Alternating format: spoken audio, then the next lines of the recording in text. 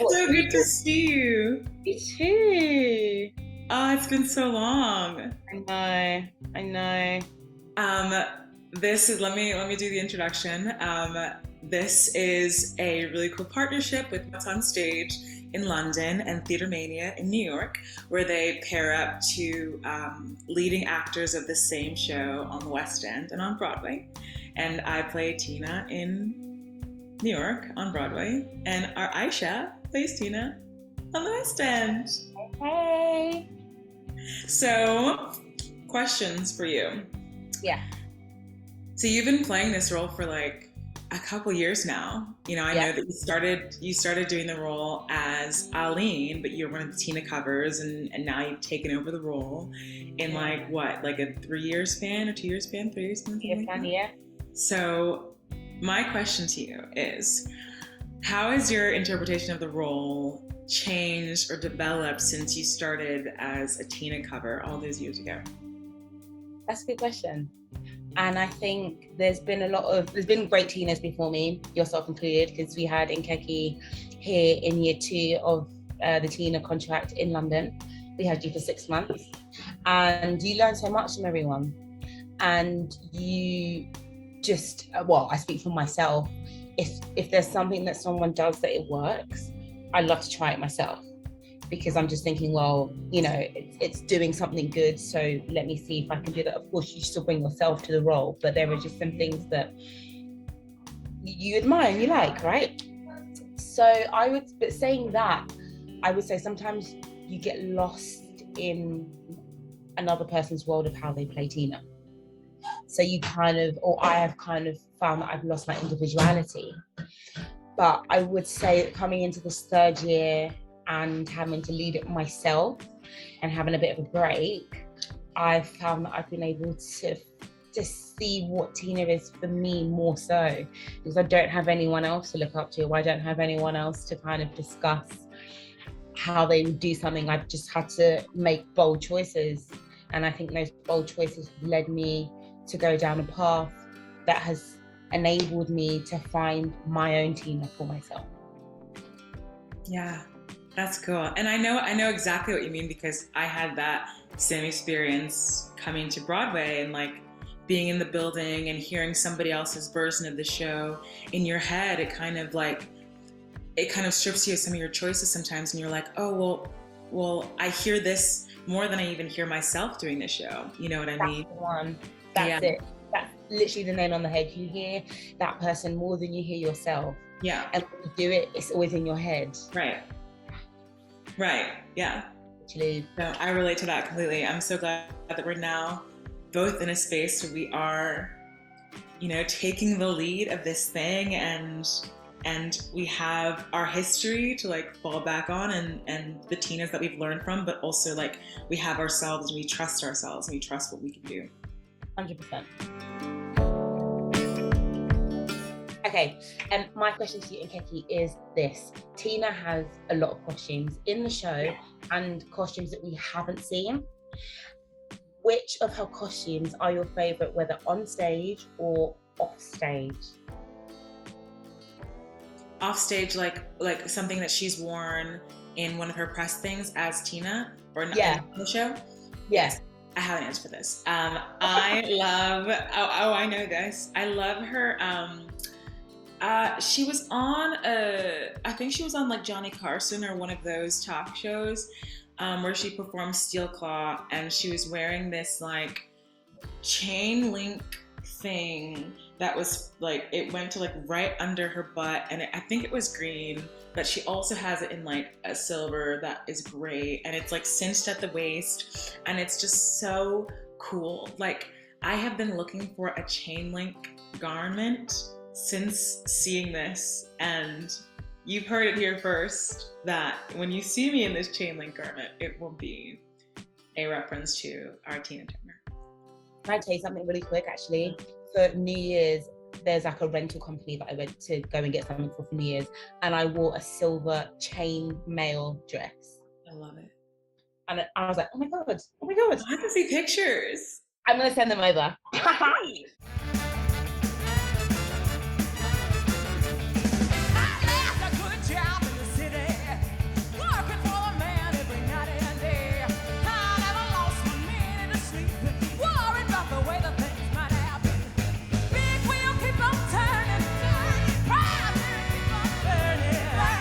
Question for you, Aisha, if you're ready. I am. What is your favorite Tina-ism? Like a thing that she does, like a quirk or something. Mm-hmm. She laughs at her own jokes. Yeah. And I love that. I really enjoy that. Maybe because I do that myself. I think I'm funny. Maybe I'm not funny. I don't know. Great. I love that. But I love that. She can laugh at herself.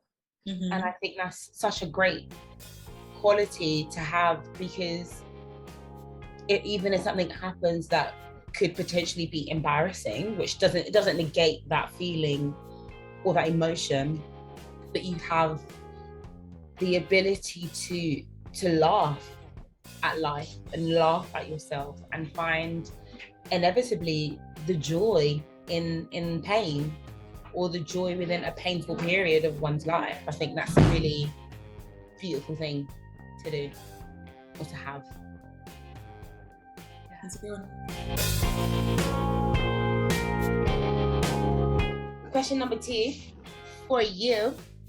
Do you think the price, does the price of a work of art ever reflect how good it is? And that can be art that you gallery or not. When I first heard the question, I instinctually went to like visual art. Okay. Which is a medium I don't feel like I understand very well. Mm-hmm. In that I'm like, who decides how much art? What is art, first of all? Right. Who decides that this toilet in a corner of the museum is like, worth money or worth being seen? Who decides that? That's always been my question when it comes to visual art and how museums work. It's hard to quantify art. Yeah. And funnily enough, it's the business that we're in. Yeah.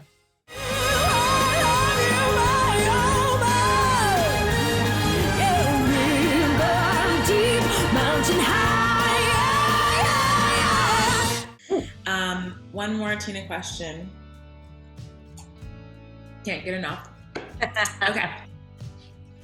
In 10 years' time, because you will not, I'm sorry, Aisha, you will not be playing Tina in 10 years' time. Playing Tina in 10 years' time. In 10 years' time, you'll look back and you'll say, I played Tina Turner on the West End, and it was blank. Oh, okay. I played Tina Turner on the West End, and it was a self-revealing, self-exploration. Mm-hmm. That's what I would say.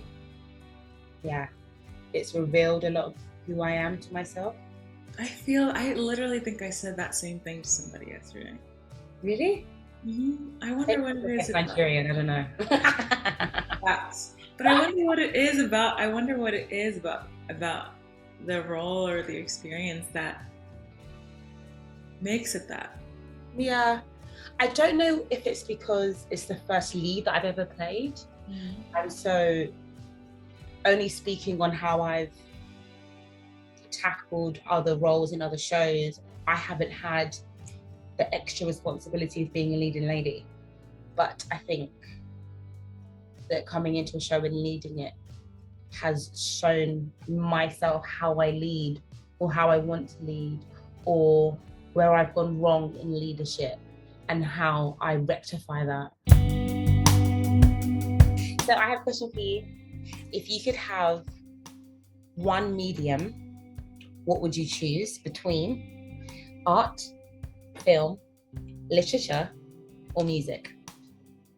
Oh, wow. Like, I can only choose one for the rest of my life. I can't experience another. Let's say that, Leah, let's say you're on a desert island, you've been shipped off to a desert island, you can only take one of these 4 mediums with you. And what would it be and why, out of art, film, literature, and music? I probably have to say music. I think I'd say music because I could never stop hearing.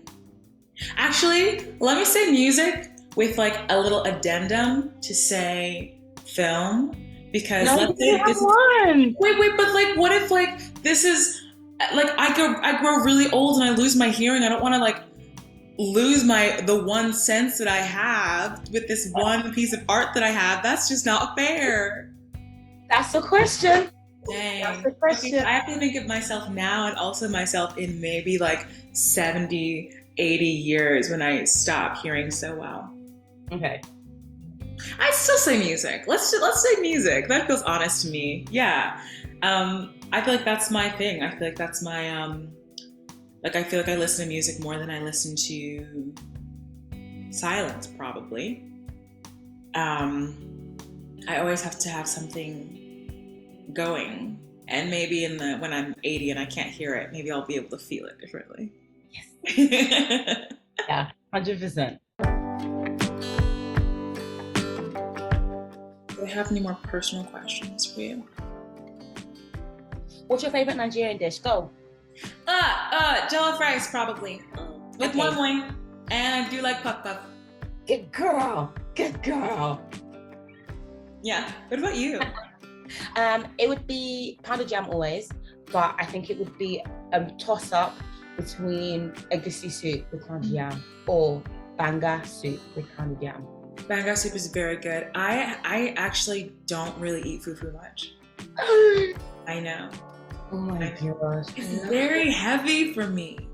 It is a heavy meal. It's one of those ones where like you can't be doing anything the next day. So, you know, that 2-day respite, I'm having it on the do what it needs to do. And after day 2 to let it just like But also I'm big on the soup. I'm one of those people that really just eat the soup. Fair. I hear that. I also have a sweet boyfriend now. He's over there. He's my friend. I know. Yeah, the sweetest. So yeah. Happy. Oh, that makes me so. Oh. I know, right, Kim? But thank you. That was fun. This was fun. Thank you. But I just want to say to everyone who's watching, thanks for listening. And I hope you can look up to us in some way, shape, or form. And if you don't, that's absolutely fine. I'm sure you have someone you do. And keep enjoying the arts. And by enjoying the arts, you can always come and catch myself or Nkeki on Broadway or on the West End. And don't be afraid to send us a little DM or a little message with your hopes and aspirations or just your love for the show. But yeah, go book your tickets to come see Tina in the West End or on Broadway. This was great. This was fantastic. And also, can I say, we are both two very Nigerian girls playing Tina across the pond. Okay. That in itself should be on a plaque somewhere. Hey, amen to that. Amen to that. Mm-hmm. Go you. Oh yeah. That was great. Cool, my love. Hopefully I'll see you soon. Whether it's I know. I'm gonna come. I'm gonna come. My friend is in Moulin Rouge, so I'm gonna come sometime soon. who Lucy? Yeah. Yeah. Bye, my lovely. Bye. I'll see you soon. See you soon.